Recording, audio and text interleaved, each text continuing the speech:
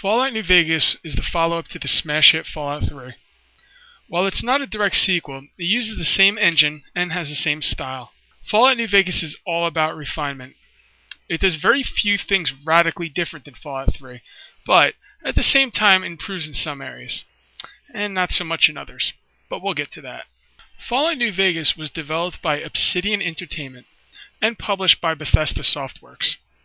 Some of the old crew from Black Isle Studios, the ones that made Fallout 1 and 2, worked on this installment as well, and it definitely shows. Fallout New Vegas was released on October 19th in North America, October 21st in Australia, and October 22nd in Europe, 2010.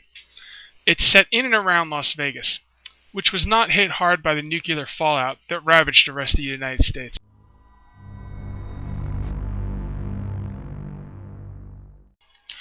The game looks great. It has a realistic, gritty feel that the third one had, but it's a little more upbeat. Due no doubt to the fact that Vegas did not get hit hard by the war. It's a nice change to see so many buildings upright and usable. The textures look great as well. As a note of real surprise, the sky during the day looks exceptionally nice. The facial animations are looking their age though, and the faces in general need a bit of an update. I kinda hope this is the last Fallout game done with this engine. The guns look fantastic, and the enemies and overall set of people, mutants, and animals you come into contact with in this game are varied and extremely interesting.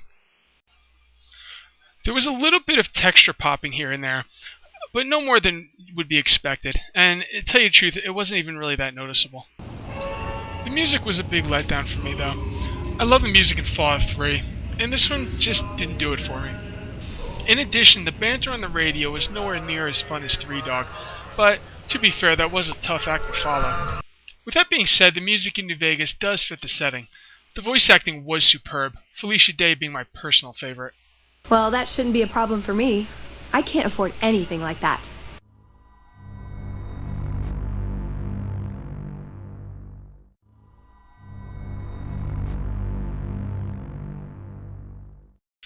The design choices they made in this game was a mixed bag for me. The one thing I was most disappointed with was the ammo crafting bench. I found them kinda useless, to be honest. First, you don't get the same amount of bullets back for each ammo type that you have to use to get the ammo. If I'm going small guns, I would be better off having a bunch of guns that uses all the types of ammo, rather than break it down, lose a little bit of it, just to get more ammo for the one gun I do use. The guns I found seem mostly the same type of power, or at least I could find a gun that uses said ammo. So if I had a gun that say does 20 damage and uses ammo A, then I find ammo B, I was able to find a gun of equal damage that used ammo B no problem. The crafting seemed cool, but a little unneeded. The stuff I saw was just health restoring food. There was a couple other things in there, but nothing spectacular. I had my Sunset Sarsaparilla for that anyway. I guess the ammo crafting and normal crafting is just, stuff that's in the game that you can use if you want, but I just found it confusing and carrying the materials around was very cumbersome. The story was well told, but I found myself a bit disinterested. The story just seemed kinda impersonal. The game starts up with you being a courier. You come into this story digging your own grave. The man holding you at gunpoint explains a little about your situation. He's stealing the item you were trying to deliver, a platinum poker chip. He then shoots you in the head and leaves you for dead. You then wake up in a house with a doctor taking care of you. This brings you to the character creation mode, same mode as in Fallout 3. After you're healed up and picked all of your skills, stats, perks, and traits, you head off into the world to find out why this has happened.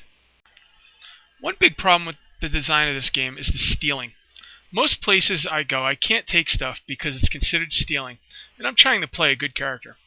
What's worse is when I find myself wandering into an enemy camp, say a Legion camp, after all they did hate my guts, we'd get into this bloody firefight and kill the whole camp no problem.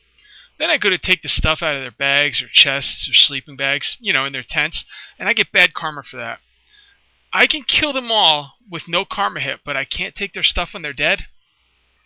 The game has a big deal to do with factions. The New California Republic and Caesar's army being at war over the Hoover Dam was a big conflict.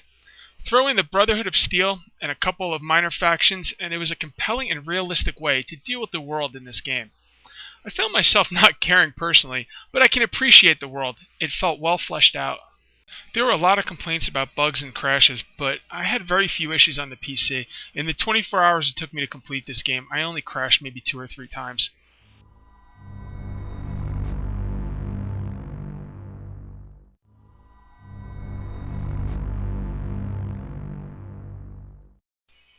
The gameplay was fantastic. This was by far the biggest step up from Fallout 3 in this game, easily.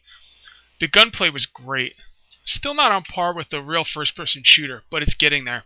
VATS was fun, as always. I felt more like my skill was defining if I hit an enemy, and it was less about dice rolls, although I'm sure that did play a part. The perks are really watered down in this game now. I found myself struggling to pick one, not because they were all good, like in Fallout 3, but because I didn't care for most of them.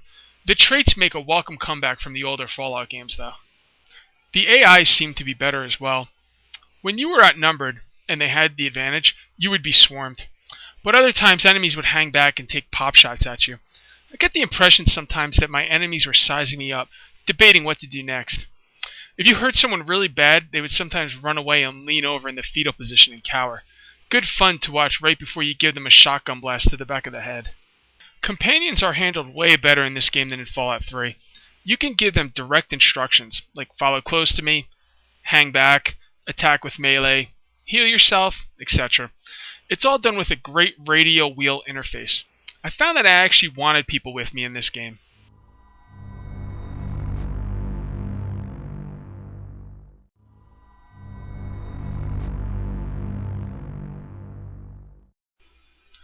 Fallout New Vegas is a worthy follow-up to Fallout 3. It's made some improvements, but at the same time has had some missteps. If you've played Fallout 3 to completion, then Fallout New Vegas is the next logical step and well worth it. Just say goodbye to Three Dog before you're set out for the West Coast.